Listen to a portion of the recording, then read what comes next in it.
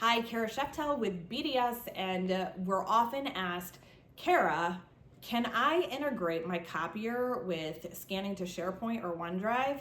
The answer is yes, of course. However, those types of file systems that are cloud require you to enter in your credentials every single time you scan. So typically what we recommend at BDS is integrating with a software piece that acts in between for the copier and your OneDrives so that you don't have to manually type in your email address and your password on one of those little touchstone screens every single time. So for group policy management and being able to scan to OneDrive and SharePoint, especially in an enterprise environment, we recommend adding MyQ, Papercut, Uniflow, whatever it takes to get that middle piece in so that you can have streamlined integration and group policy.